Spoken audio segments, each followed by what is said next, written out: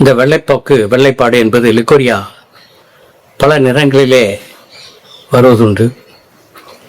சிலருக்கு பால் போல் வெள்ளையாக வரும், சிலருக்கு சளி போல மியூக்கஸ் போல வெளியே வரும், சிலருக்கு தண்ணியாக ஒழுகும்.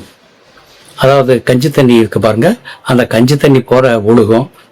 அது அப்படியே ஒழுகி தொடையில பட்டு கீழே கணுக்கால் வரைக்கும் அப்படியே ஒழுகிடும் சில சமயத்துல. அதனால பல பெண்கள் எப்பவுமே பேடு வச்சுக்கிட்டே இருப்பாங்க. காரணம் இந்த வெள்ளைப்பாடு இருப்பதால. அந்த வெள்ளைப்பாடு நீங்க பாத்தீங்கன்னா சிலருக்கு சிவப்பா இருக்கும். ஈவன் மாமிசம் கழுவிய தண்ணீர் இருக்கு பாருங்க, சிகப்பா, அதே மாதிரி சிகப்பா போகும். சிலருக்கு வெள்ளைய கஞ்சி தண்ணி மாற போகும், சிலருக்கு பால் போக போகும், சிலருக்கு சீஸ், இந்த சீஸ் கட்டிகள், அது மாதிரி அந்த கட்டிகள் போல சின்ன சின்ன கட்டிகளாக துகள்களாக போகும்.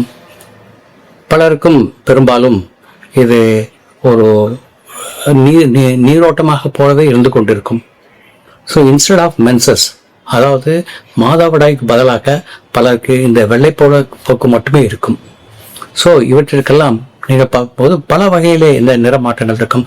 ப்ரௌனாக இருக்கும், காஃபி கலராக இருக்கும், கருப்பாக வரும், நிறம் மாறி மாறி வரும். சிலருக்கு பச்சையாக வரும், சிலருக்கு மஞ்சளாக வரும், சிலருக்கு மஞ்சளும் பச்சையும் கலந்த மாதிரி வரும், சிலருக்கு அப்படியே ஒரு நூல் போல அப்படி தொங்கும், நூல் போல ஒட்டிக்கிட்டு இருக்கும்.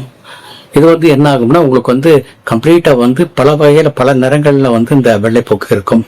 ஸோ எந்த விதமான வெள்ளைப்போக்கா இருந்தாலும் என்ன கலரா இருந்தாலும் அவற்றை ஹோமியோபதியில் நாம் குணப்படுத்தி விடலாம்.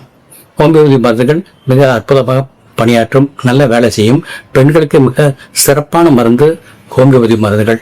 உண்மையிலேயே இந்த வெள்ளைப்போக்கு போன்ற பல மாதவிடாய் பிரச்சனைகளுக்கும் கர்ப்பப்பை பிரச்சனைகளுக்கும் ஹோமியோபதி மருந்து ஒரு வரப்பிரசாதம் என்றே சொல்லலாம்.